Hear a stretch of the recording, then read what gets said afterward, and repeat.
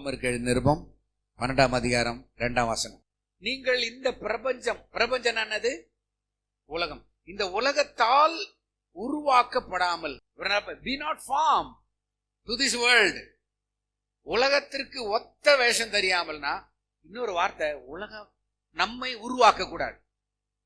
World should not form us. உலகம் என்னை படைக்க கூடாது. நான் உலகத்தால் உருவாக்கப்படக்கூடாது. I should not be formed by this world. உலகம் என்னை உருவாக்க கூடாது. நான் உலகத்தில் உருவாக்கி கொண்டிருக்கிறேன். எப்படி உருவாக்குறேன்? தேவ சாயலாக. Praise the Lord. ஃபார்ம் என்று சொன்னால் என்ன? சாயல். ஃபார்ம் என்று சொன்னா இதே ஃபார்ம்ல இருக்குதுங்க, அதே ஃபார்ம்ல இருக்குதுங்க, அதே உருவத்தில் இருக்குதுங்க, அதே சாயல் இருக்குதுங்க. உலக சாயலில் நான் உருவாக முடியாது. உலக சாயலில் நான் உருவாக மாட்டேன். சொல்லுமா? நான் தேவ சாயலில் உலகத்தில் உருவாகி கொண்டிருக்கிறேன்.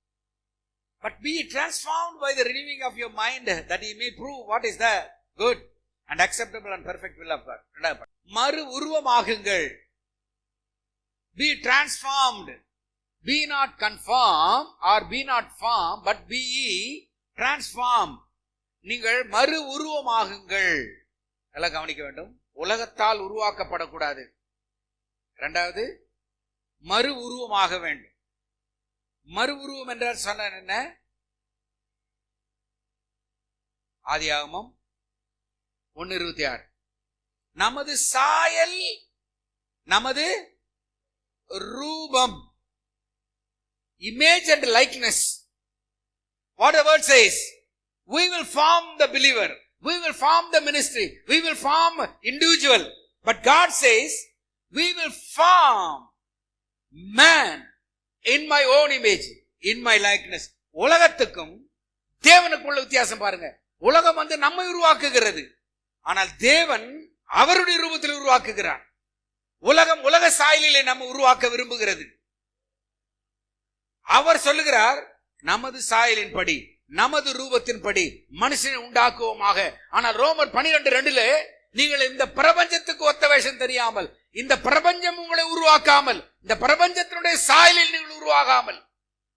அப்ப தேவன் சொல்லுகிறதற்கும் உலகம் உருவாக்குறதுக்கும் வித்தியாசம் பாருங்கள். ஆதியாகமம் 1:26 தேவன் நமது சாயலிலே நமது ரூபத்தின் படி மனிதனை உண்டாக்குவோமாக. ஆனால் உலகத்தை புதிய ஏற்பாட்டில் வந்ததுக்கு அப்புறம் ரோமர்ல பவுல் சொல்றாரு, இந்த உலகம் உங்களை உருவாக்குகிறது.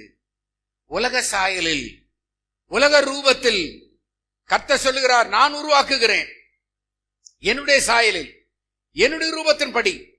ஆனால் உலகம் அதனுடைய ரூபத்தின் படி உருவாக்குறது. மூணாவது குறிப்புக்கு நேரா போவோம். மனம் புதிதாகிறதுனாலே, புது எண்ணம் ஆகிறதுனாலே மனிதன் என்பவன் மனதை பொறுத்து தான் இருக்கிறான். மனிதன் என்பவன் எதை பொறுத்து இருக்கிறான்? உருவத்தை பொறுத்தல்ல, நிறத்தை பொறுத்தல்ல, உயரத்தை பொறுத்தல்ல, மனதை பொறுத்து தான். பகுத்தறியத்தக்கதாக மனம், by renewing of your mind, மனம் புதிதாக வேண்டும். உங்கள் மனம் புதிதாகிறதுனாலே மறுரூபமாகுங்கள். எழுமிருப்போம் எல்லாரும். கர்த்தர் உன்னை ஆசீர்வதித்து காக்க கடவர். கர்த்தர் தம்முடைய முகத்தை உன்மேல் பிரகாசிக்க பண்ணி உன்மேல் கிருபையாய் இருக்க கடவர். கர்த்தர் தம்முடைய முகத்தை உன்மேல் பிரசன்னமாக்கி உனக்கு சமாதானம் அருளி செய்ய கடவர் என்பதே. கர்த்தர் தாமே உங்கள் அனைவரையும் ஆசீர்வதிப்பாராக. God bless you.